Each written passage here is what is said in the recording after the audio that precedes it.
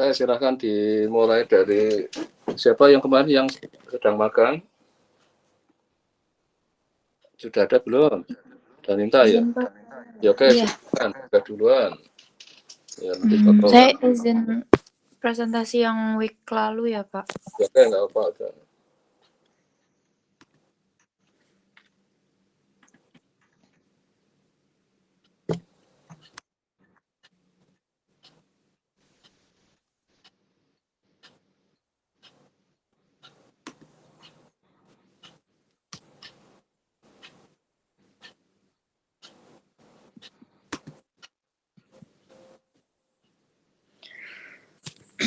Oke, selamat pagi Pak Gun dan teman-teman semuanya. Saya izin mempresentasikan tugas week minggu ketiga.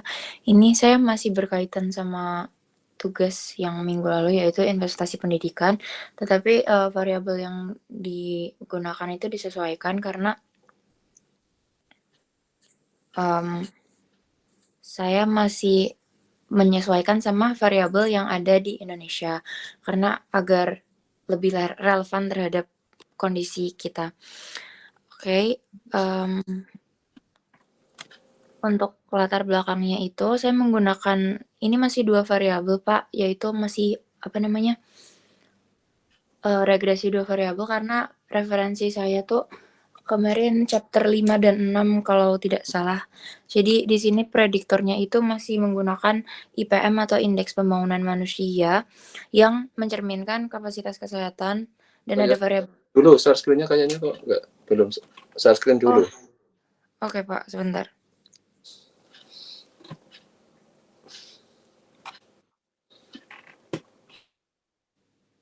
Oke. Apakah sudah terlihat, Pak? Ya sudah. Oke, baik. Jadi di sini saya masih menggunakannya masih yang regresi linear dengan satu prediktor karena referensi saya tuh kalau nggak salah chapter 5 dan juga 6 di buku acuannya. Dan ini yang saya gunakan prediktornya itu IPM atau Indeks Pembangunan Manusia, di mana IPM itu mencerminkan ada kapasitas kesehatan, pendidikan, dan juga standar hidup yang ada di Indonesia. Sedangkan untuk variabel responsnya nanti yang akan digunakan untuk mengukur tingkat pendidikan di Indonesia itu menggunakan APS atau angka partisipasi sekolah yang mana secara spesifik itu menggunakan di umur 16 sampai 18, di mana di sini diasumsikan bahwa umur 16 sampai 18 itu mencerminkan angka partisipasi sekolah untuk jenjang SMA. Selanjutnya untuk hipotesis yang digunakan ini di sini H0-nya itu IPM tidak berpengaruh positif pada angka partisipasi SMA. Dan selanjutnya data yang digunakan itu menggunakan data dari BPS yang mana bisa dilihat di kolom ketiga ini yaitu yang 16 sampai 18 tahun untuk 38 provinsi. Selanjutnya untuk output yang didapatkan yaitu didapatkan bahwa model yang biasa itu memiliki R-square sebesar 66,09%, di mana IPM itu bisa menjelaskan sebesar kurang lebih 66,1% variasi dari angka partisipasi sekolah untuk jenjang SMA. Selanjutnya untuk persamaan yang didapatkan yaitu Y1 head-nya sama dengan minus 12,5 untuk dari intercept-nya sendiri atau B0 head plus 1,24 sekitar 1,24 XI-nya untuk parameter IPM atau B1 head-nya. Selanjutnya untuk signifikansinya sendiri digunakan statistik F-nya yang mana di sini kita bisa mengetahui bahwa modelnya itu sangat signifikan. Selanjutnya berikut ada interval estimasi B2-nya juga, dan di sini juga saya melakukan uji normalitas dan juga bentuk fungsionalnya. Ini referensinya dari chapter 6 yang mana mengukur seperti elastisitas, dan juga di sini untuk kesimpulan dari uji normalitasnya sendiri itu didapatkan bahwa residualnya itu berdistribusi normal, sehingga asumsi dari model linear itu terpenuhi. Dan untuk model log linearnya itu memiliki elastisitas sebesar 1,2711 dengan R square-nya itu 0,6720. Sehingga di sini disimpulkan bahwa hubungannya itu hubungan antara IPM dan juga APS itu bersifat elastis. Untuk uji asumsinya bisa dilihat di sini sebentar, Pak.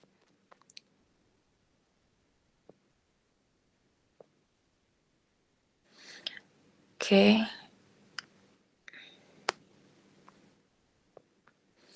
Ini di mana H0 yang dimiliki itu residualnya berdistribusi normal dengan daerah kritisnya itu K-square dengan alfa 5% dan juga derajat kebebasannya 2, yang mana di situ angkanya 5,9915 dan statistik ujinya itu di sini menunjukkan bahwa hasil Jark-Beranya itu 1,4976 yang mana lebih kecil dari nilai K-square-nya, sehingga kita gagal menolak H0 dan disimpulkan bahwa normalitas residualnya itu terpenuhi. Oke.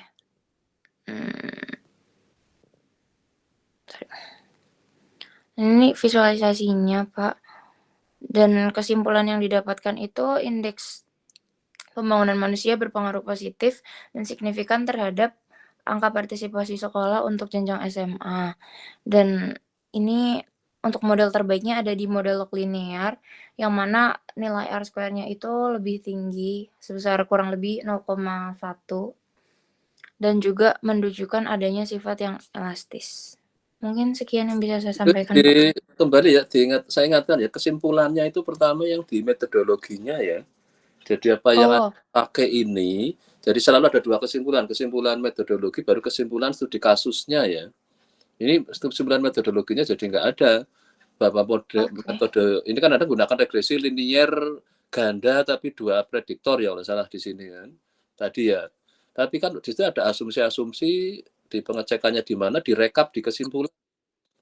Supaya jadi ini yang terlalu saya ya kita kan posisinya kita di posisi sebagai orang statistiknya. Jadi apa kalau bisa bahwa yang Anda pakai itu rasional. Terus kedua pada saat terjadi ada perlu taburan massa bawah tadi log linear yaitu. Itu juga itu tidak hanya dalam kata apa mengejar tadi R square, tapi dari sisi pertama dari sisi teorinya dulu dengan dilogkan bahwa dia berarti artinya kan kalau dikembalikan kan dia jadi eksponensial pangkat kan. Itu sesuatu yang di teori studi kasusnya itu rasional enggak. Jadi kayak kalau kita punya Y sama dengan E pangkat E kan dilogkan kan jadi akhirnya sama dengan kan X gitu. Dari dikatakan itu karena konteks studi kasusnya, jadi ada dasar rasionalnya enggak. Nah ini saya kan nanti untuk yang berikutnya selalu metodologinya, dari statistiknya lah gampangnya metodologinya, satu baru ke studi kasusnya. Di studi kasusnya kalau perlu ya memang pendapatnya orang gitu. Yang orang-orang kalau enggak ya dari pendapatnya di buku ini, jadi ada dasarnya kan ini apa? Tabor Jati apa? Ini kan yang dipakai untuk ini. Iya, Pak. Oke, saya kira nanti saya akan ada improvement terus ya dari waktu ke waktu itu. Baik, ya, Pak. Kita udah cukup. Iya, Pak. Terima kasih, Pak. Ya, oke. Siapa lagi yang sedang magang hanya Anda ya? Iya. Sepertinya iya, Pak. Iya, ya.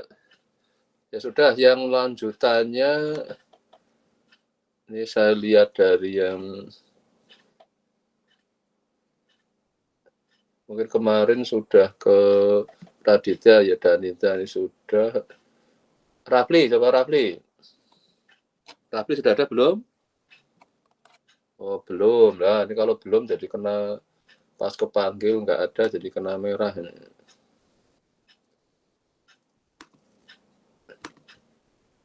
Oke, terus Ade Aulia, ada nggak? Nggak ada lagi. Nah ini yang kena, hanya kalau panggil nggak ada ya jadi kena merah. Terus Hairunisa, ada. Oke silakan. Hadir Pak. Oke silakan.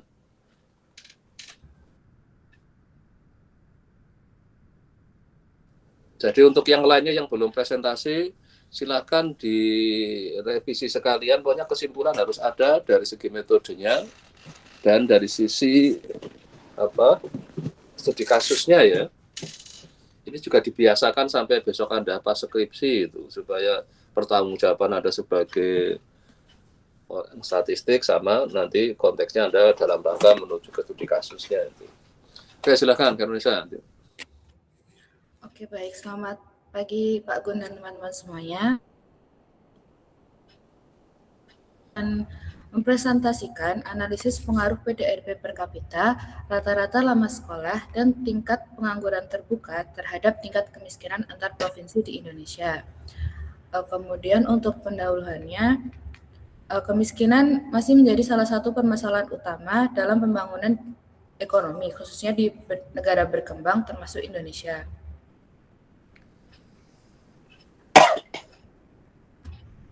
Meskipun Indonesia mengalami pertumbuhan ekonomi yang relatif baik, dalam beberapa tahun terakhir, tingkat kemiskinan antar provinsi masih menunjukkan perbedaan yang cukup besar. Hal ini terlihat dari data Badan Pusat Statistik yang menunjukkan variasi tingkat kemiskinan di berbagai provinsi. Secara teoritis, tingkat kemiskinan dipengaruhi oleh berbagai faktor ekonomi dan sosial, di antaranya tingkat pendapatan, kualitas pendidikan, serta kondisi pasar tenaga kerja. Oleh karena itu, penelitian ini menganalisis pengaruh PDRB per kapita, rata-rata lama sekolah, dan tingkat pengangguran terbuka terhadap tingkat kemiskinan antar provinsi di Indonesia pada tahun 2024. Landasan teori pertama berasal dari teori pertumbuhan ekonomi Solo yang menjelaskan bahwa peningkatan output ekonomi akan meningkatkan pendapatan masyarakat sehingga berpotensi menurunkan tingkat kemiskinan. Kedua, dari perspektif teori human capital yang dikemukakan oleh Gary Becker, pendidikan dipandang sebagai investasi meningkatkan produktivitas, peluang kerja, dan pendapatan sehingga diharapkan dapat menurunkan risiko kemiskinan. Yang ketiga, dari teori Keynesian, kondisi pasar tenaga kerja juga mempengaruhi kesejahteraan masyarakat. Tingkat pengangguran yang tinggi dapat menurunkan pendapatan masyarakat sehingga berpotensi meningkatkan kemiskinan. Kemudian ada tambahan, hubungan antara pertumbuhan ekonomi dan kemiskinan juga dapat dijelaskan melalui hipotesis Kotnes. Hipotesis ini menyatakan bahwa pada tahap awal pembangunan, ketimpangan dapat meningkat sebelum menurun pada tahap pembangunan yang lebih matang. Ketimpangan tinggi dapat menghambat penurunan kemiskinan karena manfaat pertumbuhan tidak merata. Kemiskinan bersifat multidimensional dan dipengaruhi oleh berbagai faktor ekonomi makro dan sosial. Kemudian ada beberapa penelitian sebelumnya juga menunjukkan hubungan antara variabel ekonomi dan kemiskinan. Seperti yang tampak pada layar, ada beberapa penelitian yang sebelumnya. Kemudian ada tujuan analisis. Yang pertama, mengestimasi pengaruh PDRB per kapita, RLS, dan TPT terhadap kemiskinan dengan regresi linear berganda. Kemudian ada menguji asumsi klasik. Yang ketiga, menentukan transformasi yang sesuai. Yang keempat, itu ada membandingkan model. Dan kelima, menginterpretasikan hasil. Kemudian data dan sumber, jenis datanya itu cross section. Untuk periodenya sendiri saya ambil di tahun 2024. Kemudian unit analisisnya itu provinsi-provinsi yang ada di Indonesia. Dengan sumber itu dari disebutkan di atas. Dependennya itu persentase penduduk miskin provinsi, kemudian independennya itu ada PDRB per kapita, rata-rata lama sekolah, dan tingkat pengangguran terbuka. Kemudian di sini ada model dasar dari regresi linear berganda. Terus kemudian ini ada pengujian asumsi dari model OLS yang telah saya lakukan. Nah, itu tuh ada normalitas residual, heterosklerositas, multikolonialitas, dan autokorelasi. Untuk uji asumsinya ini semuanya terpenuhi kecuali Durbin-Watson itu masih ada sedikit autokorelasi positif. Kemudian ada ini ada di bawah ternyata. Ini kita langsung ke sini. Nah, ini ada hasil estimasi dari model linear. Itu R square-nya 0,304, adjuster S square-nya 0,243. Sedangkan hasil parsialnya itu segini, untuk UJF-nya itu simultan, tapi untuk PDRB-nya itu sendiri tidak signifikan. Uji asumsinya itu terpenuhi semua kecuali autokorelasi. Kemudian untuk hasil transformasi box stock itu lambdanya itu sekitar minus 0,3263, R square-nya sekitar 0,253, adjusted R square-nya 0,187. Untuk UJF-nya itu signifikan secara simultan, sedangkan untuk parsialnya itu tidak signifikan semua di tingkat signifikannya 5%. Kemudian untuk ada asumsinya terpenuhi semua kecuali ada autokorelasi karena terdapat indikasi autokorelasi positif. Kemudian itu saya membuat model log linear atau semi-log, itu tuh menghasilkan R square-nya 0,258, adjusted R square-nya 0,192. Untuk UJF-nya sendiri itu signifikan secara simultan, sedangkan untuk hasil parsialnya sendiri itu ketiga variabel itu tidak signifikan. Kemudian saya juga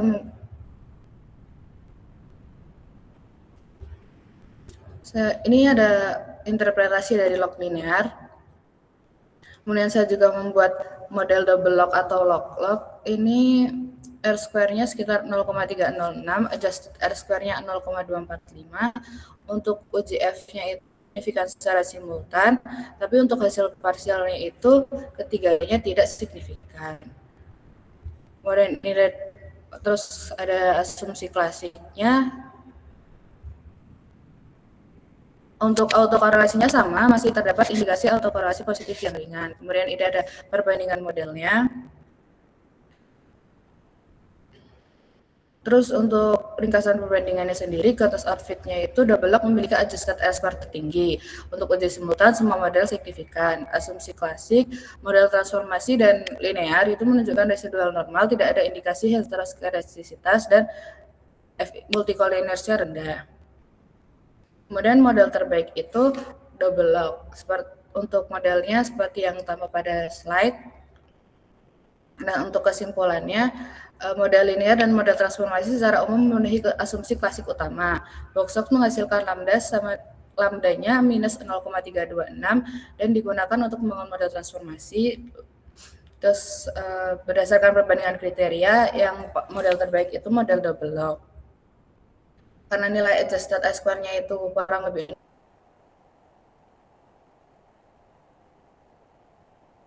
0,245 itu menunjukkan di warga yang paling miskin. Kemudian indikasi kebijakan sendiri, untuk yang pertama itu ada pertumbuhan ekonomi eksklusif, itu peningkatan PDB per kapita berkaitan dengan peningkatan kemiskinan, sehingga dapat membuat kebijakan untuk mendorong pertumbuhan yang merata. Kemudian investasi pendidikan itu dapat dengan perluasan akses dan peningkatan kualitas pendidikan.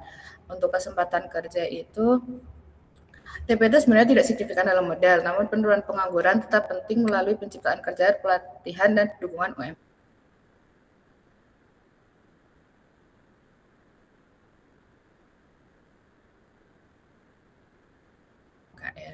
Kemudian untuk yang dapat memanfaatkan hasil penelitian ini ada Bappenas, Kementerian Keuangan, Kementerian Riset, Kementerian Ketenagakerjaan, Pemerintah Daerah, dan BPS dan Akademisi.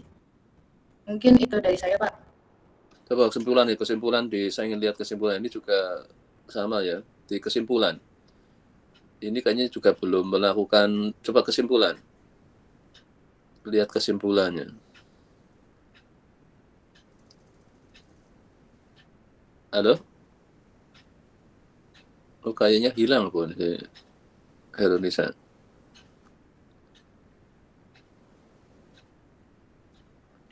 Halo, Herunisa?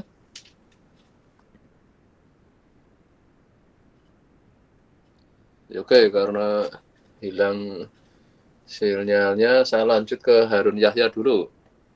Silakan Harun Yahya, ini juga kesimpulannya masih belum kelihatan. Ada dua segmen yang harus di metodologi yang bukan Harun sudah memperbaiki. Ini silakan Harun. Ada kan Harun? Ya Pak, sebentar. Nah, silakan, ini karena Herunisa kayaknya hilang sinyal ya sudah. Pokoknya usahakan di kesimpulannya, tadi Herunisa sebenarnya melakukan banyak transformasi itu. Setiap transformasi akan berdampak ya secara distribusi. Nah itu kalau melakukan kayak itu ya dicek ya.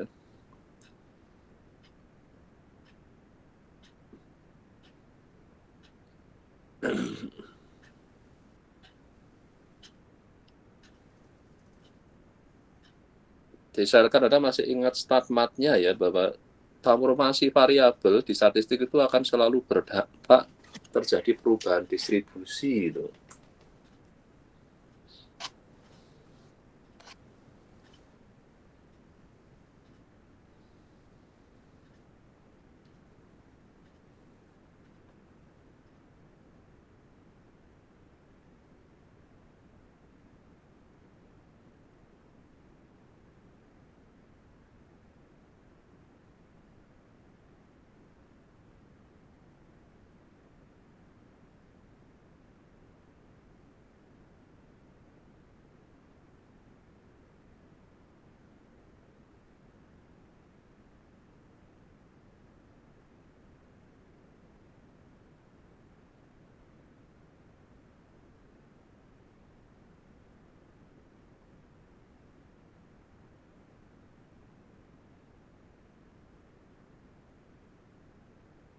Oke, jadi ini saya melanjutkan minggu yang 3 masih sama yaitu analisis pengaruh variabel makroekonomi terhadap IHSG.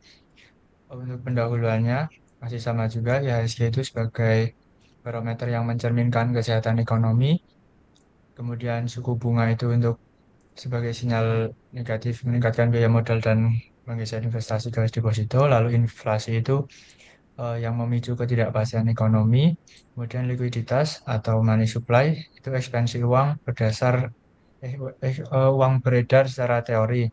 Kemudian kurs itu adalah rupiah terhadap US dollar.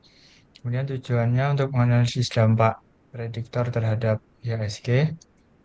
Kemudian datanya adalah dari Januari 2023 hingga Desember. Datanya bulanan dikarenakan untuk yang BI suku bunga itu datanya tidak ada yang harian.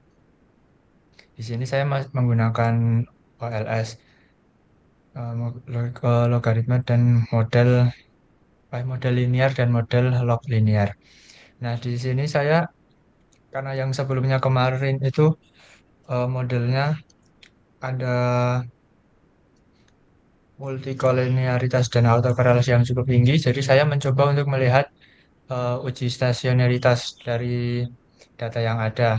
Dan ternyata semua datanya itu tidak stasioner. Jadi saya memutuskan untuk melakukan differencing terlebih dahulu dan diperoleh IHSG dan kurs menjadi stasioner. Tetapi untuk 3 variabel lain yaitu inflasi, suku bunga, dan money supply masih tidak. Hanya saja saya memutuskan untuk melanjutkan karena takutnya kalau digunakan second differencing itu nanti eh, banyak data yang jadi hilang seperti itu. Kemudian ini model yang terbentuk, ada model linear, eh, lalu model log linear di sini yang di log adalah IHSG atau variable dependent, kemudian linear log yang di transformasi log adalah variable cost dan money supply. Kemudian yang terakhir adalah model log log atau yang ditransformasi logaritma adalah IHSG dan variabel independent cost dan money supply. Untuk variabel inflasi dan variabel suku bunga dibiarkan saja karena nominalnya sudah desimal. Lalu dilakukan uji asumsi. Ini adalah uji asumsi pada model sebelum dilakukan sebelum dilakukan diferensi dan diperoleh eh, dari 7 asumsi yang ada, tiga asumsi tidak terpenuhi, yaitu asumsi linearitas, bebas autokorelasi, dan multikolinearitas. Kemudian hasil asumsi setelah dilakukan differencing adalah seperti ini, di mana eh, sem- hampir semua asumsi terpenuhi kecuali autokorelasi. Jadi ya Durbin Watson-nya mas kurang dikit lagi. Kemudian saya lakukan metode uji makin non-White Davidson untuk memilih menggunakan model linear atau yang log linear. Hanya saja kedua model ini tidak dapat ditolak. Jadi pemilihan model saya lakukan berdasarkan pertimbangan ekonomi. Di sini saya memilih eh, model log-log setelah first differencing karena ln Y itu merepresentasikan growth rate, kemudian koefisiensi dapat diinterpretasikan sebagai elastisitas jangka pendek, lalu model memenuhi hampir semua asumsi klasik kecuali autokorelasi setelah transformasi differencing dan lebih sesuai dengan data keuangan dan time series. Kemudian model regresi yang terbentuk adalah seperti ini. Berikutnya IHSG itu sebagai pertumbuhan IHSG, lalu koefisiensi menunjukkan perubahan persentase IHSG akibat perubahan variabel penjelas atau independen. Misalkan kenaikan kurs 1% menurunkan IHSG sekitar 0,93%. Tanda koefisien menunjukkan arah pengaruh variabel terhadap IHSG. Lalu di sini Gardner of Fit. Di sini model menjelaskan sekitar 40% variasi perubahan IHSG. Sisanya dipengaruhi faktor lain di luar model. Kemudian saya lakukan uji signifikansi parsial atau t-test dan diperoleh BI rate dan kurs bernilai signifikan. Kedua koefisiennya bernilai negatif, menunjukkan kenaikan suku bunga dan depresiasi kurs menurunkan pertumbuhan IHSG. Lalu variabel inflasi dan money supply tidak signifikan. Lalu pada interval kepercayaan di sini BI rate dan kurs tidak mencakup 0, yang mana ini konsisten dengan hasil uji T. Lalu variabel lain memiliki interval yang mencakup 0 sehingga tidak signifikan. Lalu saya juga ujian signifikansi simultan. Diperoleh secara simultan seluruh variabel independen berpengaruh terhadap IHSG. Lalu untuk korelasi parsial terhadap IHSG, di sini suku bunga dan kurs memiliki hubungan parsial signifikan dengan IHSG. Keduanya memiliki hubungan negatif. Lalu inflasi dan money supply tidak memiliki hubungan parsial signifikan setelah variabel lain dikontrol. Lalu korelasi parsial antar variabel independen. Korelasi antar variabel independennya relatif kecil, yang menunjukkan tidak terdapat hubungan linear yang kuat antara variabel penjelas, dan indikasi awal menunjukkan tidak terdapat multikolinearitas yang serius. Lalu eigenvalue dan condition index. Seluruh condition index jauh di bawah ambang batas 30, tidak terdapat indikasi multikolinearitas struktural, dan variabel independen dalam model stabil. Kesimpulannya, empat model level atau yang awal sebelum differencing itu melanggar asumsi penting, yaitu misspesifikasi, autokorelasi, dan multikolinearitas. Namun setelah dilakukan transformasi first difference, seluruh asumsi kecuali autokorelasi terpenuhi. Dan model terbaik adalah log-log differencing karena memiliki asumsi klasik, interpretasi elastisitas yang ekonomis, dan memiliki R-square 0,4. Lalu secara simultan, variabel inflasi, BI rate, kurs, dan money supply berpengaruh signifikan terhadap IHSG. Dan secara parsial, kurs berpengaruh negatif dan signifikan. Kemudian BI rate berpengaruh negatif dan signifikan juga. Inflasi dan M2 tidak signifikan dalam jangka pendek. Lalu untuk implikasinya, stabilitas nilai tukar rupiah dan kebijakan suku bunga merupakan determinan utama pergerakan IHSG dalam jangka pendek. Sekian, saya masih kurang belum menambahkan yang studi kasus. Oke, jadi ini memang secara jangan ditutup dulu. Jadi dari sisi metode statistiknya tadi bagaimana di langkah awal yang pelanggarannya banyak banget, terus dengan melakukan transformasi, terus mulai bisa mereduksi. Karena kita memang keinginannya sebagai dari sisi statistik, kalau kita pakai peralatan statistik jangan sampai ada yang dilanggar lah, karena walaupun teori itu dibangun berdasar asumsi yang ada dan itu ada dampak secara statistika matematiknya. Mungkin Anda masih ingat kan, StatMat itu kan proses derivasi formulanya, kayak munculnya uji F, uji T, itu semua kan ada dasar StatMat-nya ya. Jadi tidak bisa kita ngabaikan itu. Terus yang kedua terkait aspek teori ekonominya nih, yang terkait hubungan antara kurs, ini ada tadi kurs, BI rate, inflasi mempengaruhi IHSG itu. Jadi mempengaruhi harganya apa mempengaruhi perubahan harganya? Itu kan beda kan? Iya enggak? Ya, Pak. Kalau IHSG-nya IHSG itu namanya harganya apa? Tapi kalau sudah deltanya berarti sudah di differ, dan artinya apa? sudah selisihnya kan, berarti perubahan Oh ya. harganya. Nah kalau dilenkan dulu jadi diselisihkan, jadinya apa itu? Len dikurangi len, itu sama saja dengan apa? Len dikurangi len. Len A dikurangi len B sama dengan apa kalau di matematik? Selisih dua logaritma natural. Ya, sama dengan apa di matematik? Anda tahu len A kali growth B, rate. len A matematik dulu. Ini matematikanya dulu biar nggak lupa. Len A kali B sama dengan apa? Len AB. Len A kali B dalam kurung sama dengan apa? Nah, ini matematiknya jangan lupa ya. Jadi len A kali B itu sama saja dengan len A ditambah B. Len B, ya. Ya. Kalau len A dibagi B, len A dibagi B sama dengan len A min len B. Nah, itulah yang Anda di sini sebenarnya Anda delta len IHSG sama saja sebenarnya Anda melakukan apa? Sudah dilenkan, didiferensikan. Nah, rasionya jadinya kan sama saja. Jadi kalau di ini kan sama saja len IHSG yang lama dikurangi len IHSG berikutnya. Berarti kan sama saja len rasio dari lennya. Berarti rasio perubahan IHSG. Nah, ini maksudnya teori ekonomi tolong diperhatikan bahwa kalau Anda masih IHSG itu betulnya IHSG-nya. Kalau langsung diferencing langsung itu sebenarnya Anda ingin lihat ininya perbedaan nilai IHSG-nya. Tapi kalau sudah dilenkan dulu baru di differencing berarti ingin lihat apa? Tingkat perubahannya itu. Perubahannya.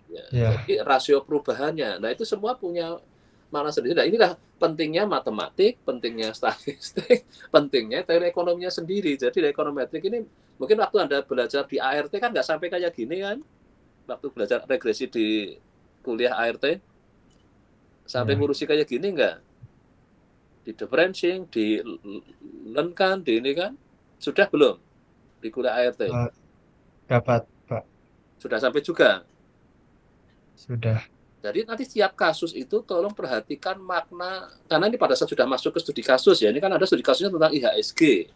Jadi apa maknanya yang Anda ingin cari apa? Jadi seperti fenomena sekarang ini, gara-gara perang Amerika dengan Iran itu kan IHSG kemarin sempat terpuruk kan. Nah sebenarnya kenapa kalau melihat dari model Anda ini, kenapa peristiwa perang itu kok bisa mempengaruhi IHSG?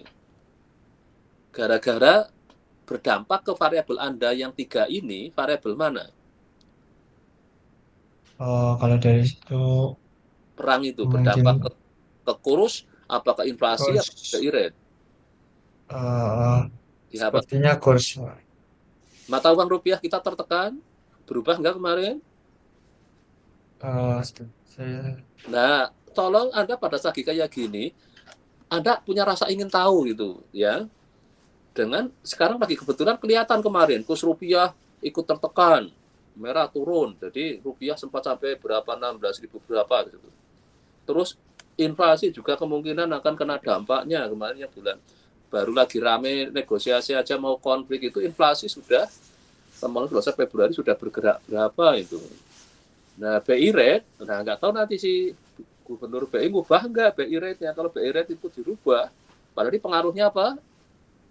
Negatif akan ya, membuat kan? negatif ya. Kira dinaikin, IHSG pasti akan turun.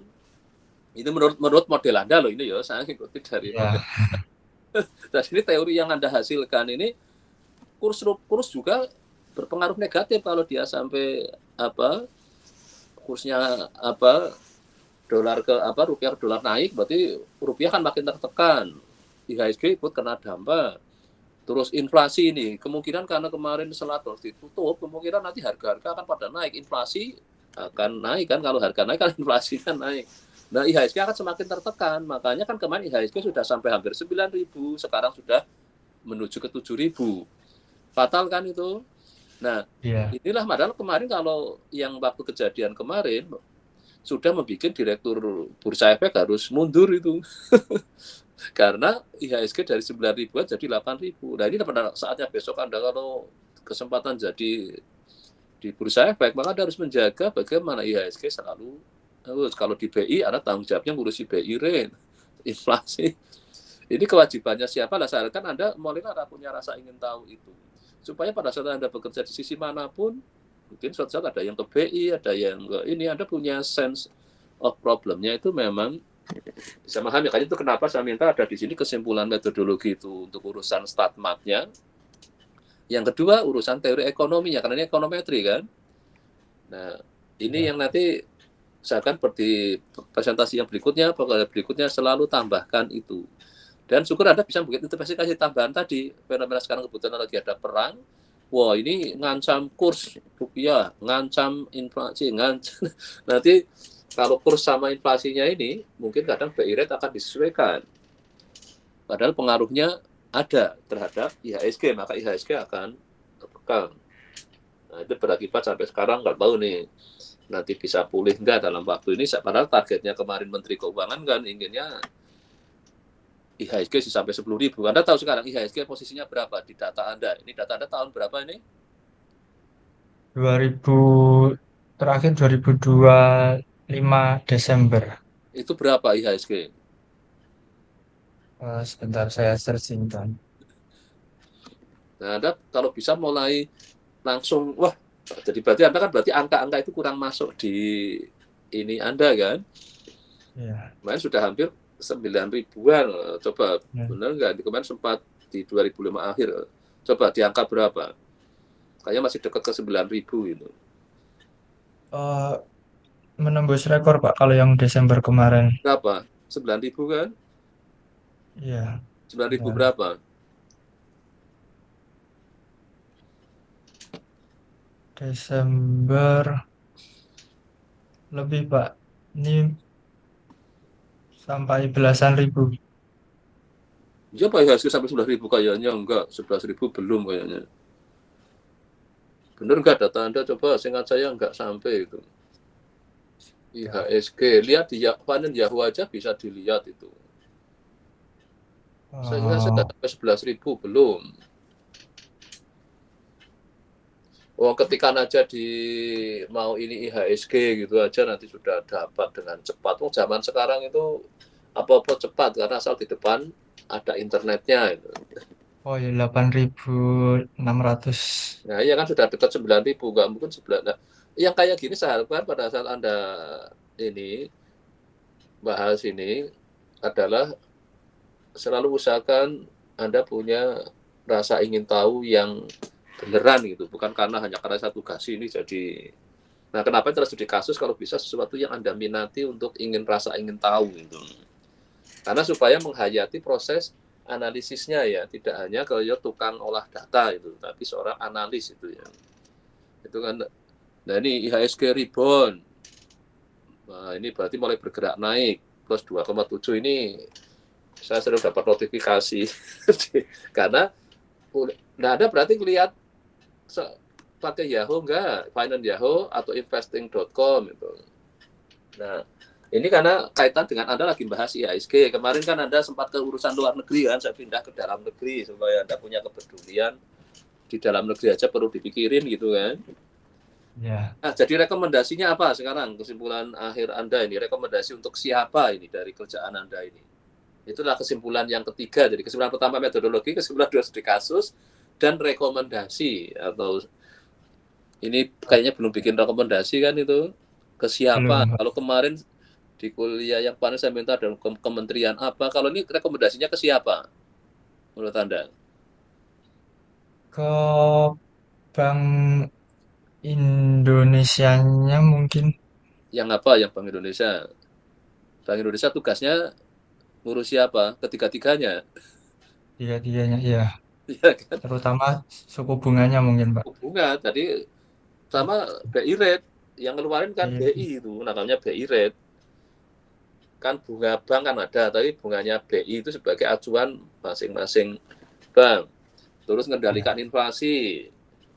Mungkin dari Kementerian Ekonomi. Jadi nanti ini ada lah. Makanya nanti tolong tambahkan ada rekomendasi ke siapa itu kan membantu memikirkan yang ini dampaknya tidak ringan loh ya. Ini kemarin terjadi, kalau yang sana di Iran sama Israel panik dengan bom, yang Indonesia panik dengan harga saham yang berjatuhan. Banyak yang langsung pada juara. Karena banyak yang dirugikan gara-gara itu yang di bagian investasi itu. Ya, oke, saya kira untuk Harun, dan nanti sekali lagi ya nanti tambahkan yang tadi kerjaan Anda ini bermanfaat untuk siapa, rekomendasinya apa untuk ke dalam rangka ini, karena kebetulan datanya relatif up to date kan, 2025 ya tadi ya. Iya. Nah, maka saling perhatikan pada saat data Anda memiliki data, nilai terbesar IHSG berapa, nilai terendah berapa. Itu untuk melihat apa selama Anda riset ini pergerakan IHSG antara berapa sampai berapa itu. Nah, sekarang padahal ini lagi juga terjadi pergerakan lagi dengan cukup masif. Nah, kira-kira apa yang harus dilakukan itu untuk menjaga. Nah, ini kayaknya tadi R-square-nya juga masih rendah kan ini. Iya ya, tanya ya masih 30%-an ya. Iya, Ya, tadi. masih 40%. Iya kan? Masih bisa ya. masih bisa ditingkatkan kan? Dengan cara apa? Apa kita harus masuk ke di statistik kan nggak cuma ada model linear kan, ada model linear, ada model non parametrik, ada model ini. Wah, itulah yang harapannya nanti akhirnya untuk ide skripsi Anda itu yang jadi lebih canggih ini. Yang beberapa kemarin saya bisa bikin cepat skripsi karena saya harapkan dia punya rasa ingin tahu jadi cepat kerjanya. Nah, syukur malah yang kemarin dari magang itu jadi sekarang malah habis wisuda langsung sudah dapat pekerjaan kan, karena tempat magangnya jadi seneng kan, dipikirkan dengan serius itu. Tidak hanya ngikuti apa yang dipikirkan tempat magangnya, karena kita kan mereka kan punya tool statistiknya lebih sedikit dibanding kita kan, kita lagi belajar ini. Nah, itulah saya kan nanti di saya sarankan kemarin yang magang sekalian untuk skripsi itu lebih bagus daripada hanya nanti skripsinya sendiri, magangnya sendiri, akhirnya jadi nggak maksimal fokusnya.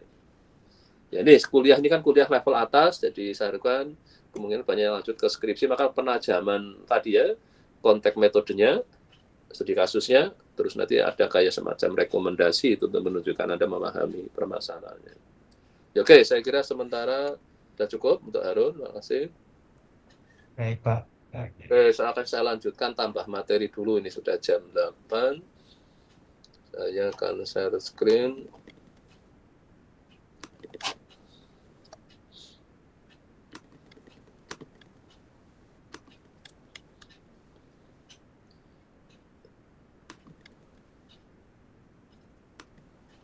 Jadi di sini ya, di bab 8, kita akan ke di sini ada judul babnya, Multiple Regression Analysis, The Problem of Inference. Jadi artinya pada saat kita melakukan inferensi tadi ya, kalau tadi masih estimasi titik pada asalnya, kita mungkin membutuhkan estimasi interval, menguji hipotesis, tadi beberapa mungkin sudah dilakukan juga, tapi untuk ngecek asumsi, tapi pada saatnya kita untuk menyeleksi prediktor yang mungkin nggak relevan itu. Jadi nanti di sini ada asumsi normal, nanti akan dicek lagi, hipotesis untuk multiple regression-nya, hipotesis untuk individualnya, terus individual coefficient regression-nya itu ya yang kalau dinikannya, terus overall signifikan untuk sample regression-nya, testing untuk itu regression coefficient, jadi coefficient-nya ingin dicek sama antar coefficient-nya. Terus restricted least square testing linear equality restriction, testing untuk struktural parameternya, terus prediction untuk multiple regression-nya, terus nah ini sampai ada nanti LL, nah nanti silakan Anda di sini mana yang menyebabkan Anda harus menggunakan ini. Nah, jadi boleh Anda menambahkan di situ bahwa dasar teori statistiknya dari buku ini atau Anda bisa dari buku lain yang Anda mungkin sudah dapat. Terus nanti untuk studi kasusnya sekali lagi tambahkan aspek teori ekonominya ya. Nah, ini untuk di sini saya sudah buatkan detail per subsecond walaupun nanti beberapa hanya saya ringkas. Tapi saya harapkan untuk ini yang dari pertama tentang asumsi normalnya ya. Ini kenapa jadi di sini selalu jadi perhatian penting karena semua prosesi kayak uji T, uji F untuk uji hipotesisnya itu berbasis dari itu. Jadi di bab 7 Anda sudah bisa mendapatkan tentang yang dulunya, jadi dengan beberapa tadi semua Anda melakukan tamamasi, berarti semua langsung berbasis akhirnya ke model yang linear dalam parameternya ya. Nah, terus untuk inferensinya, jadi Anda bisa bikin estimasi interval. Jadi misalnya kayak yang tadi bisa IHSG itu, bahwa IHSG paling akan, misalnya nilainya akan antara sekian sampai sekian, itu kan estimasi interval. Atau IHSG perubahannya kalau tadi sudah dibikin diferensinya, selisihnya, atau yang sudah di rasio perubahannya berupa dilenkan tadi ya. Jadi nanti seperti apa? Karena kita ingin lihat supaya IHSG apakah bisa sampai keluar dari itu enggak, misalnya terdapat kondisi 90%, 95%, antara tadi misalnya mungkin 8.000 berapa sampai 9.000 gitu misalnya. Nah, maka berarti ya secara estimasi interval bahwa dia akan berada antara itu dengan konfidensi 95% misalnya. Nah, inilah yang akhirnya asumsi untuk dikonstruksi itu semua. Karena pada saat estimasi titik, mungkin nggak butuh asumsi itu dulu. Kecuali Anda pakai maximal likelihood ya. Kalau pakai OLS, itu asumsi normal belum perlu muncul gitu. Tapi pada saat kalau sudah mau ke inferensi lebih lanjut, maka mau tidak mau ini. Yang tadi ya, normal variansinya konstan ini. Nah, ini yang kalau dalam konteks untuk ini kita harus ingat tentang central limit theorem-nya, terus sifat-sifat matriks ini yang untuk OLS estimasi nanti ada bahwa beta topi juga akan berdistribusi normal, karena untuk membuat konstruksi uji nanti untuk beta, maka dia adalah karena secara, nah ini sebenarnya matematika statmat ya, kalau saya mau ini kan Anda nanti ingat lagi ke statmatnya, bahwa beta topi juga berdistribusi normal, itu yang nanti makanya pada saat uji untuk betanya bisa pakai normal. Nah, inilah yang diinikan. Jadi normal di errornya, UI-nya akan berlanjut ke beta topinya. Jadi yang di-estimate tadi dengan OLS, yang dulu tadi juga akan distribusinya normal, dengan variansinya adalah beta topi. Jadi akhirnya dengan bantuan ini dirasiokan gini, jadi kita dapat uji T kan. Nah, kalau ini tidak terpenuhi normal, nggak bisa kita dapat T. Nah, inilah yang kemarin sering saya ini kan, mereka pada melupakan statmatnya ini. Nah, pada saat untuk lanjutannya kita ingin nguji variannya, itu bisa dengan C-square. Ini semua karena tadi asal-usul normalnya. Nah, tadi kalau dicek nggak normal, sebenarnya kita nggak bisa jalan ke sini itu. Kecuali tadi mau gunakan sampel besar ke CLT-nya itu tadi, nggak salah kan minta sampelnya harus besar itu. Jadi di luar adalah tentang kita bisa lihat histogram residualnya, terus nomor plotnya yang biasa pakai plot untuk melihat bahwa dia terus gunakan bisa juga Jaguar-Beranya ini. Jadi dia melihat dari sisi skewness-nya dan kurtosisnya, karena normal kan skewness-nya 0, terus kurtosisnya adalah 3. Jadi Jaguar-Bera idenya adalah dia ingin melihat bahwa dia tidak menceng, tidak terlalu runcing gitu. Nah, inilah yang hati-hati. If the residual are not normal, the T and F test may be invalid in small sample. Nah, inilah pada saat, maka orang-orang yang pemakaian sekarang, kelihatan kita kan di era big data, sampelnya kan besar. Ya, oke lah. Mungkin pada saat karena ukuran teori di statistiknya sebenarnya kan N menuju tak hingga kan, central limit theorem. Nah, apakah big tadi sudah sampai mendekati tak hingga apa? Padahal kan tak hingga kan sesuatu yang jauh sekali itu. Nah, nanti silahkan ini setelah bab 8 ini besok Anda harus lebih disiplin lagi pengecekan semua asumsi terkait normalitasnya ya, karena dampaknya untuk ke arah inferensi. Jadi silakan Anda ini kan sini saya sekalian cek untuk supaya Anda bisa menggunakannya. Nah, ini berbagai tes yang nanti silakan dikembangkan lebih jauh sendiri. Sekarang ke section yang kedua.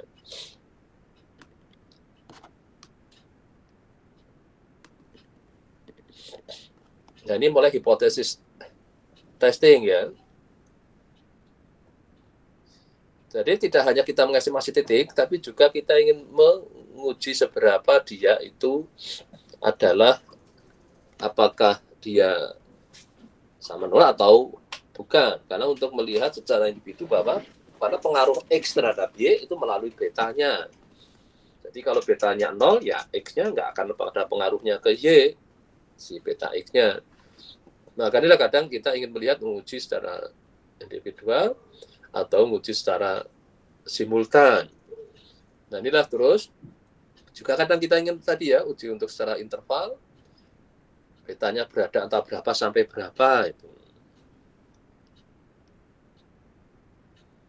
Terus uji signifikansinya ya tadi kan keluarkan karena signifikansi itu. Jadi inilah secara langkah untuk maunya Anda hipotesis nolnya apa, H1-nya apa, dikasih alfanya mau berapa, 1%, 5%, apa 10%. Tadi ujinya jadi ada T, ada F, ada C square. Terus akhirnya untuk menyatakan menolak dan menerimanya tadi. Tadi dari data sampel menarik kesimpulan secara statistik. Nah, inilah aktivitas tadi ya, jadi secara metodologi harus dipenuhi dulu, terus melakukan uji ini, jadi semua ujinya adalah valid. Setelah dari hasil ini, nanti kita dapat kesimpulan untuk studi kasusnya kan. Jadi kayak tadi, IHSG dipengaruhi oleh cost, dipengaruhi oleh BI rate, dipengaruhi inflasi, itu didukung oleh uji yang dilakukan. Tapi sekali lagi asumsi harus terpenuhi dulu supaya kesimpulannya valid gitu kan. Terus kita bisa juga gunakan p-value ya tadi ya. Jadi kalau p-value-nya kurang dari alfa, tolak H0 dikatakan signifikan. Kalau p-value-nya besar, gagal tolak H0 artinya tidak signifikan atau dia menerima H0. Nah ini dari ukuran ini kalau kita gunakan uji pakai p-value.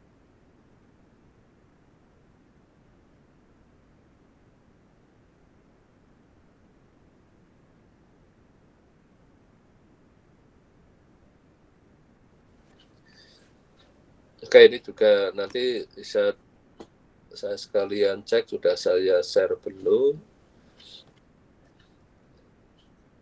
Walaupun tadi beberapa Anda mungkin sudah melakukan, cuman di sini nanti Anda lebih coba didisiplinkan dari sisi statistiknya ya, karena sekali lagi Anda sadarlah Anda adalah sekarang posisinya ini mata kuliahnya prodi statistik, maka baik yang aktuaria tadi juga saya harapkan peduli statistiknya harus dinaikkan, apalagi yang prodi statistik yang besok akan dapat label sarjana statistik ya. Oke, ini untuk yang ujinya. Terus berikutnya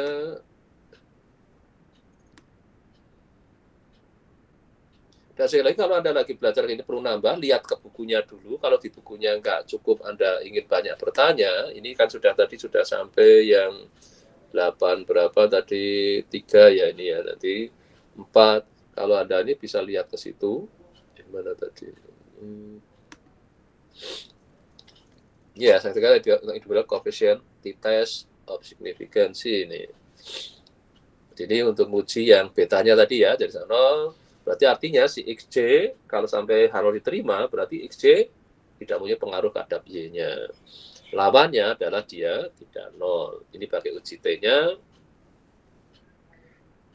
Ini kalau pakai statistik ujinya ya, kita dapat T alfa per 2-nya. Terus ada juga bisa uji satu sisi dua sisi. Kalau kita yakin bahwa hanya ingin melihat dia adalah positif atau dia negatif, maka bisa ujinya satu sisi. Maka langsung cukup gunakan tidak alfa per 2. Kalau ini yang uji dua sisi kan, dia gunakan alfa per 2. Nah yang seperti tolong Anda ingatkan untuk pembandingnya lagi, kalau memang ujinya satu sisi, langsung dari alfanya. Tapi kalau ujinya dua sisi, dari alfa per 2-nya ya.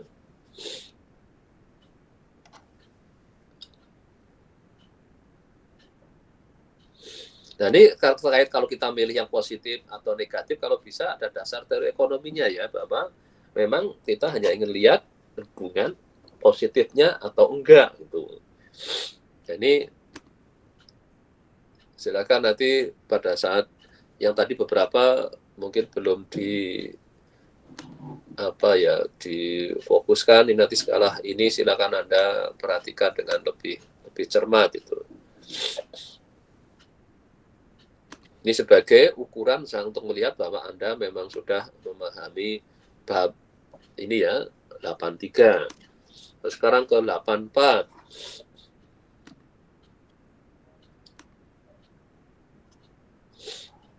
Di 84 adalah kita ingin menguji overall-nya, jadi kayak seperti analisis variansi atau menggunakan GF-nya. Jadi ada tabel ANOVA-nya. Kita perlu lihat bagaimana secara keseluruhan variabel tadi.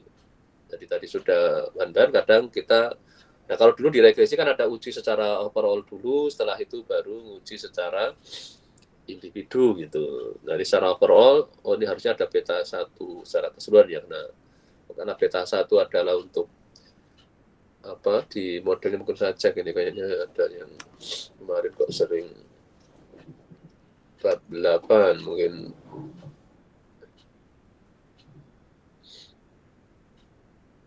Ini tadi 84 ya. Jadi dia nulis ininya kayaknya di modelnya beta 1 untuk konstantanya, jadi mulai di beta 2 misalnya kayaknya.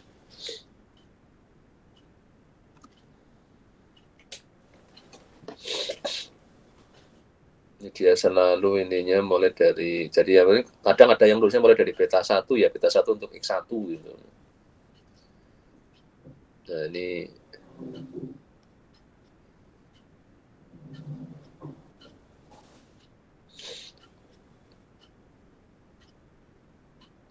yang intervalnya. Jadi kalau ada yang lihat, jadi bisa ngelihat ke bukunya lagi untuk yang overall kalau ada 2.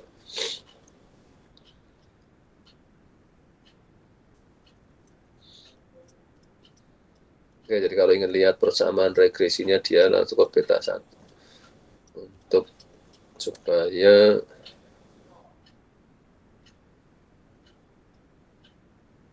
ini mulai multiple-nya. Oke, jadi beta 1 memang dia dipakai untuk yang ininya ya, konstantanya ya, makanya tadi langsung ke arah ininya. Tapi mungkin waktu Anda di ART kadang di buku yang lain nggak seperti itu ya, jadi ini hanya untuk latihan aja. Jadi beta 1 itu untuk konstanta, yang beta 2 untuk yang apa X2-nya, maka selalu seperti itu di buku. Nah ini kalau tadi apa yang gunakan analisis variansi bisa jadi dengan apa gunakan pemecahan sumber errornya yang satu explain, yang satunya untuk residualnya itu. Jadi total sum square-nya dipisah jadi 2 itu. Nah, ini rasanya gunakan yang ke ininya ada ke uji F itu. Bisa juga gunakan R square-nya ya. Jadi bisa juga menghasilkan F juga. Ini untuk menguji keseluruhan ya di apa keseluruhan prediktornya.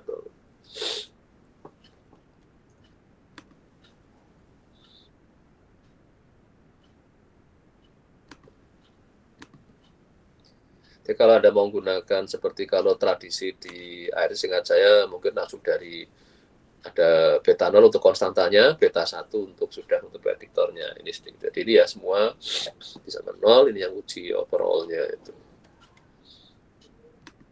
Oke, terus 85.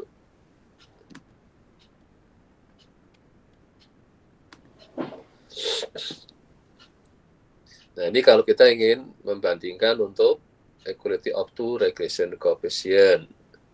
Jadi kita ingin lihat si beta 2 dengan beta 3 sama enggak? Atau beta 2 selisih dengan beta 3-nya adalah 0. Nah, kalau seperti ini masih gunakan uji T ya. Untuk yang kita ingin lihat antara tadi, misalnya yang di rate dengan inflasi misalnya. Sisi itu aja ya kita berarti, nah, ini kalau ini ada motivasi ekonominya mestinya diterima. Kenapa kok kita tertarik sampai uji kayak gini? Nah, ini saya akan perhatikan dari kasus yang Anda miliki ada dasar teori ekonominya. Ngapain kok saya ingin melihat seperti ini juga kayak gini? Nah, saya kira karena dua variabel random, padahal bisa juga dia adalah ada dependensi kan, jadi kovalensinya itu ada. Nah, ini ujinya nanti silakan dilihat di sini. Selanjutnya 86.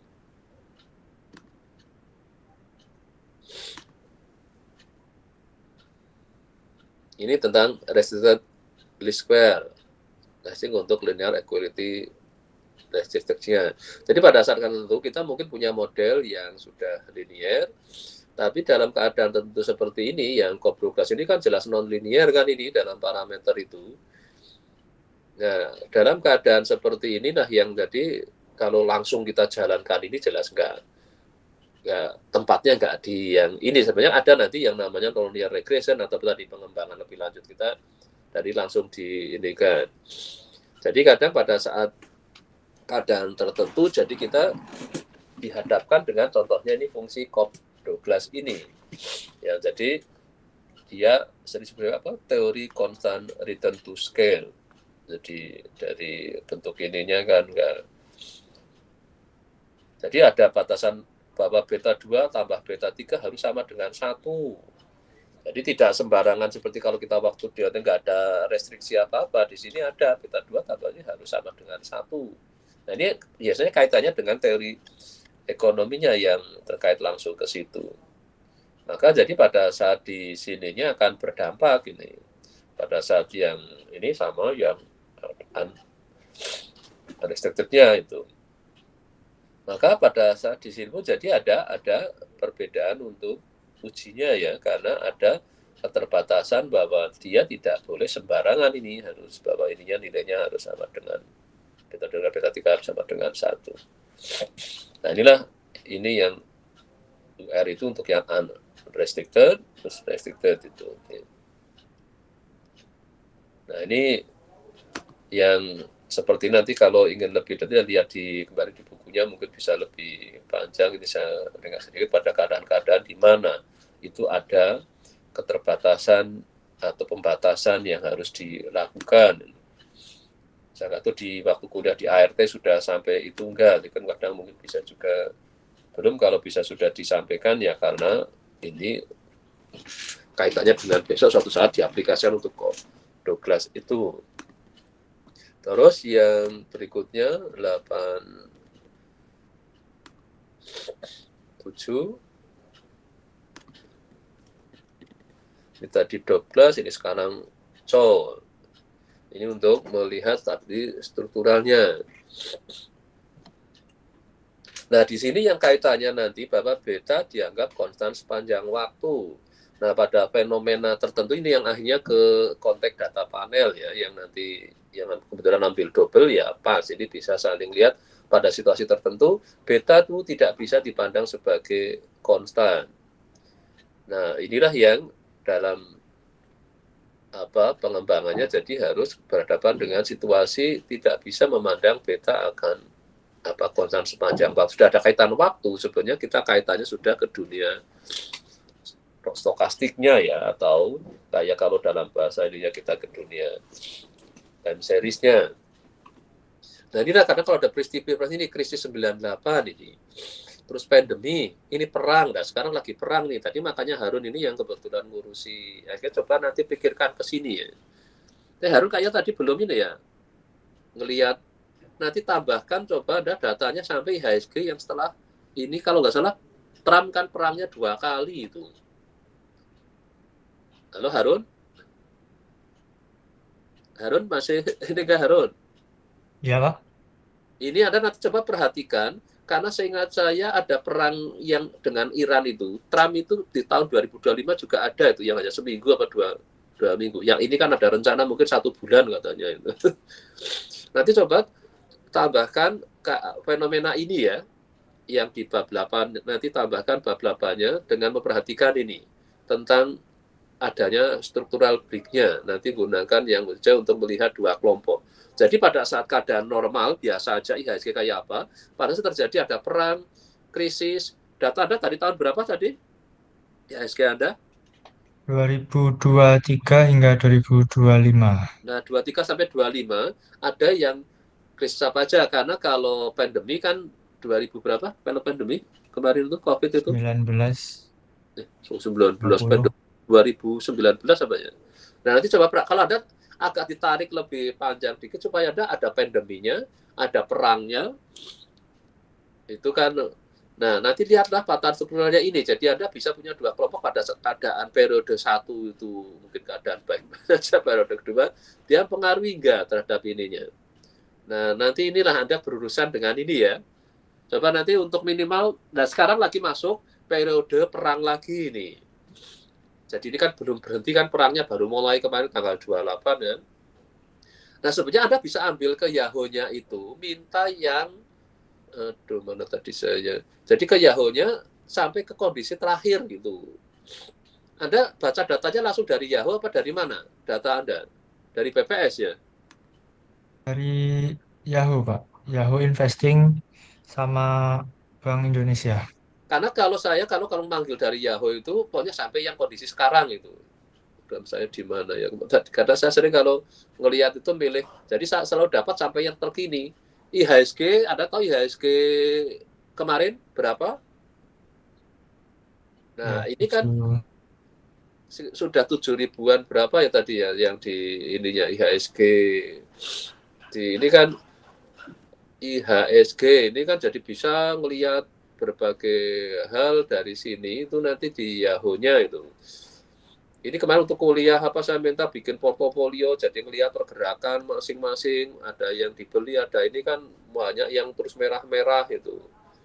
Nah, ini adalah untuk nyoba memahami secara real time ya.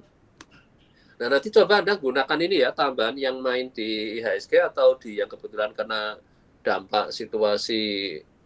Karena kebetulan ada periode di mana ini ada perubahan enggak situasi, ada perang ini karena kemarin IHSG sempat ngedrop kan, tertekan cukup jauh lah.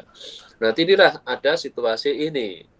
Ini yang kemarin di data ada yang mencoba ngelihat ini, jadi F-nya beda kan, ujinya ini uji Chow nanti.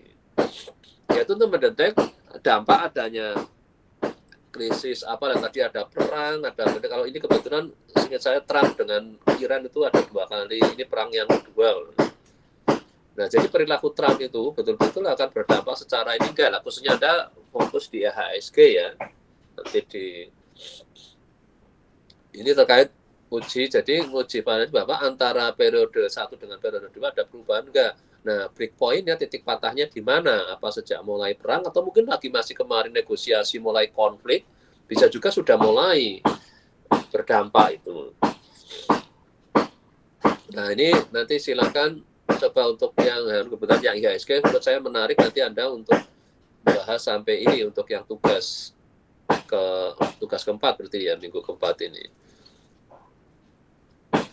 Nanti jadi kelihatan bahwa ada enggak nih dari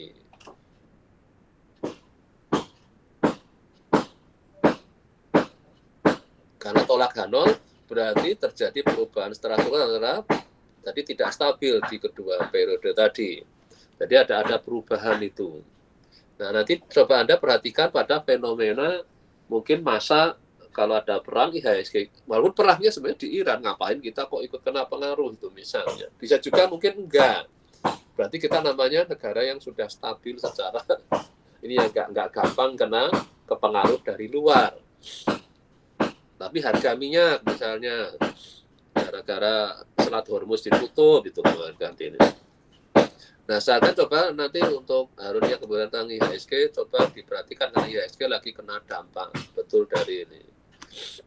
Terus yang lanjutannya ini tadi ini untuk yang fenomena seharusnya besok ada yang ngeluarin itu. Ya. Ya. Pak, maaf permisi, boleh mau presensi ya, nanti presensi. Oke, saya buka dulu bentar. Oke, silakan Pak, masih ini enggak?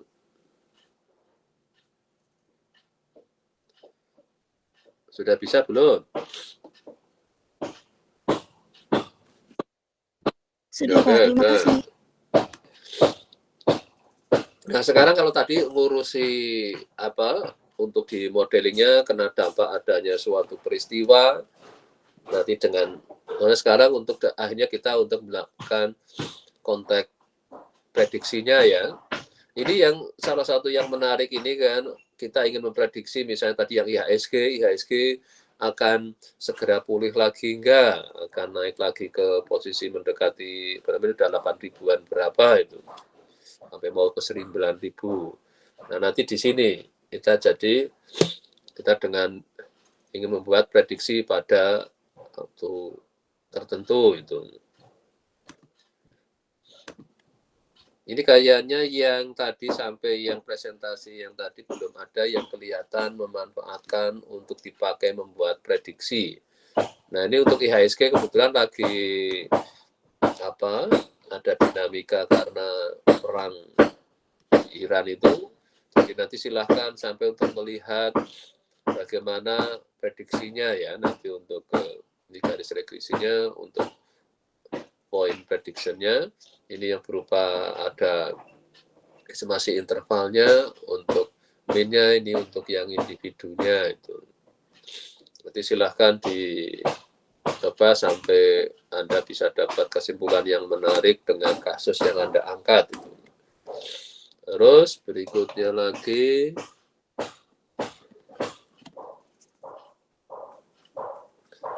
ini untuk hipotesis tes, ini ada LR, ada what, test, uji T, uji F berbasis OLS. Dalam konteks kita gunakan metode maximum likelihood, kita bisa di sini model untuk mengestimasi model yang unrestricted, ini yang what test. Hasil tes model dan yang restricted. Jadi kalau tadi masih pakai OLS, sekarang kita gunakan yang maksimum yang gunakan likelihood-nya itu. Kemudian hanya untuk mengestimasi model yang restricted. Nah, ini adalah untuk kondisi-kondisi masing-masing tadi, itu ujinya jadi beda-beda. Ini yang untuk unrestricted. Ini statistik yang uji L-nya, uji obatnya juga untuk yang unrestricted.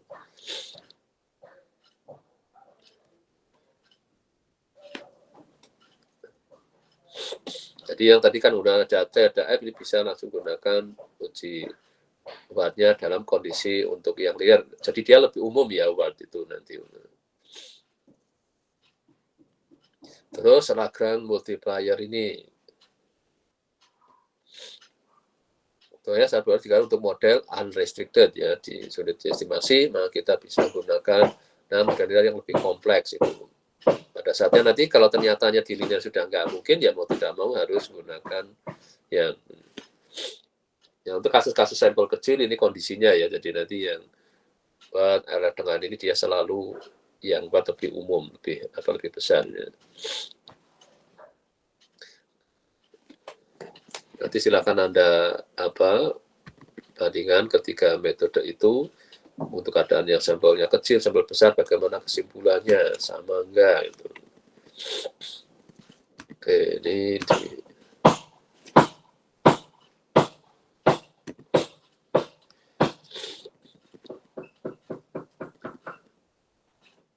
tes, LR tes untuk unrestricted kan ada perbedaan itu. Oke.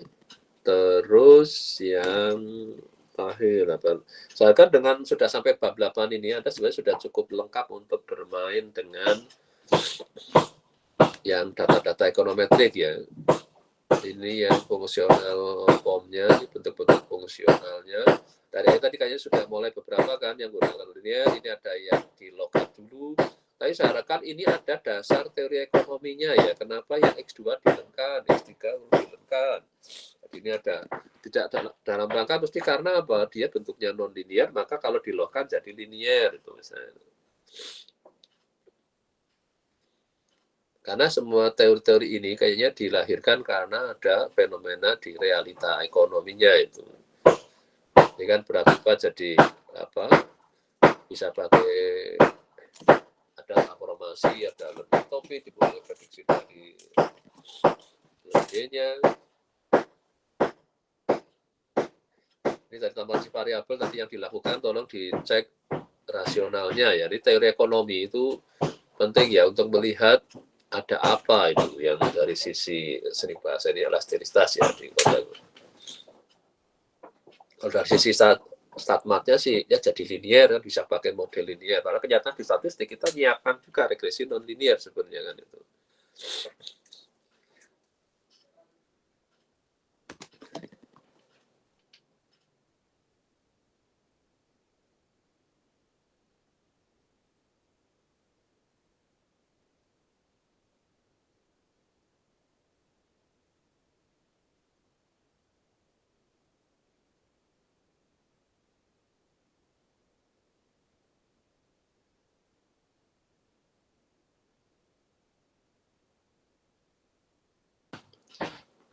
Oke, ini jadi nanti silakan dicoba untuk yang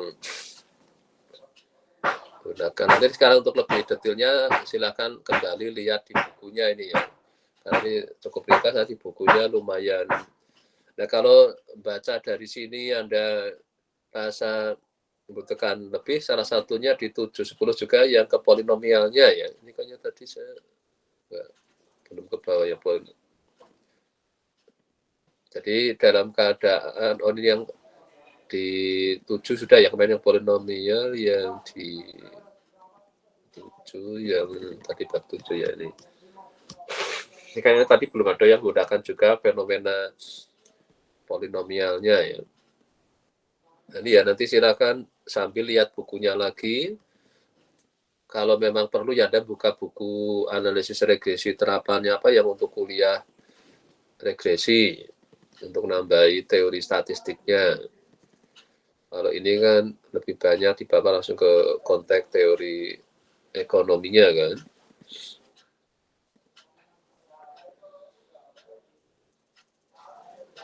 Ini yang tentang tadi ya, yang not. Ini ada beberapa tadi sudah yang ada yang sampai ke sini. Nah, bisa juga nanti nyoba soal yang di buku ya, kalau ingin dapat tambahan.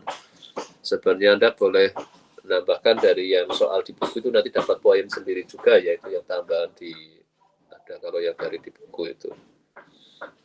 Nah, yang 9 ini besok kita akan nambahkan yang dummy variabel. Suatu saat kita harus berurusan dengan yang dummy variabel itu. Kemungkinan nanti untuk yang ini yang ke depan kita akan saya tambahkan tentang yang keberadaan dummy variabel mau tidak mau harus kita gunakan. Ya kembali lagi mungkin kebutuhan di masalah data di bidang ekonomi ya, mau tidak mau harus gunakan. Jadi nanti ada piecewise kayak gini, regresi kok moto kayak gini, jadi piecewise. Ini cikal bakal kalau di statistiknya nanti ada regresi yang step apa, yang piecewise itu yang akhirnya jadi berkembang dari spline regression.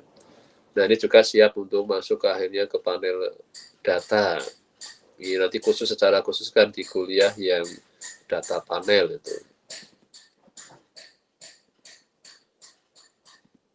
Di minggu depan akan saya tambahkan ini. Sekali lagi Anda mungkin kan bisa coba exercise-nya ya.